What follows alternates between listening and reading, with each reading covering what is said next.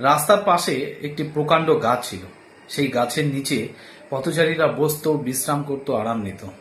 একদিন এক পথচারী বিশ্রাম নেওয়ার পর বাড়ি ফেরার সময় তার পায়ের সঙ্গে পাথরে হোঁচট লেগে যায়। সে কি করে, সেই পাথরটিকে উঠিয়ে সেই গাছের নিচে রেখে দেয়।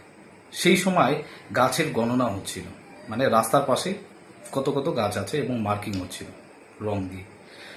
তো মার্কিং করতে করতে সেই গাছের পালা, যে ব্যক্তি মার্কিং করছিল সেই গাছের রং করার সময় লাল রং সেই পাথরের উপর পড়ে যায়। সেটি দেখে মনে হচ্ছিল যেন কেউ সিঁদুর লাগিয়ে দিয়েছে পাথরটিকে। তার পরের দিন আবার এক ব্যক্তি ফুল নিয়ে যাচ্ছিল। সে ভাবলো যে এত রোদের মধ্যে একটু বিশ্রাম নিই। বিশ্রাম নেওয়ার সময় সে কি করলো, কিছু মালা সেখানেই গেঁথে নিল। মালা গাঁথার সময় কিছু ফুল সেই পাথরের উপর পড়ে যায় এবং তার পরের পথচারী এসে দেখে, আরে হঠাৎ করে পাথর আসলো, দেখলাম কালকে আজকে সিঁদুর লাগিয়ে দিয়েছে, আজকে ফুল, তার মানে নিশ্চয়ই এখানে ভগবানের আবির্ভাব হয়েছে। তাই সে পাড়ার লোকজনকে ডেকে সেখানে পূজা দেওয়া শুরু করলো। এতে কিন্তু গাছটি ভীষণ ঈর্ষাবোধ করতে লাগলো। গাছটি ভাবলো যে এতদিন তো আমার কাছে বসতো, এখন আর কেউ বসে না, শুধু পুজো করে চলে যায় এই মাত্র পাথরটির জন্য। না, এটার তো কিছু বিহিত করতেই হবে। সে কি করলো, সেই পাথরটিকে রাতের বেলা উঠিয়ে অন্য জায়গায় সরিয়ে দিল। পরের দিন যখন গ্রামবাসীরা পুজো দিতে আসলো, তখন দেখলো যে সেই পাথরটি সেখানে নেই। এতে গ্রামবাসীরা ভয় পেয়ে গেল এবং বলল, দেখুন ভগবান বিরাজমান করলো, কিন্তু এটা অভিশপ্ত জায়গা মনে হয়, সেই জন্যই ভগবান সেখান থেকে চলে গেছে।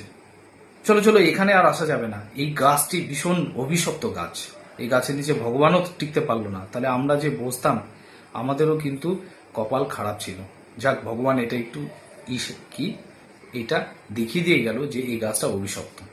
তারা রিপোর্ট করলো, বললো না, এই গাছটা কিছুতেই রাখা যাবে না, এটা অভিশপ্ত গাছ, এখানে কেটে দিতে হবে। রীতিমতো সেই গাছটি কাটা পড়ল। শেষে গাছ বুঝতে পারল যে আমি আমার ঈর্ষার জন্যই আজকে আমার ভরাডুবি। আমাকে মরতে হলো কেন? কারণ আমি ঈর্ষা করেছিলাম। এবং বুঝতে পারলো যে মানুষজন তো ঠিকই দিচ্ছিল, তারা জল দিচ্ছিল, ফুলগুলো সার হয়ে যেত, আমি তো বসে বসেই খাবার পেতাম। কেন যে আমি আমার এই ঈর্ষাটাকে আটকাতে পারলাম না? বন্ধুরা, দেখবেন আমাদের জীবনেও প্রতিনিয়ত এই একই রকম ঘটনা ঘটে। যে হয়তো আমাদের উপকারী, তাদেরকে আমরা অপকারী ভেবে তাড়িয়ে দিই এবং আখেরে নিজেরই ক্ষতি হয়।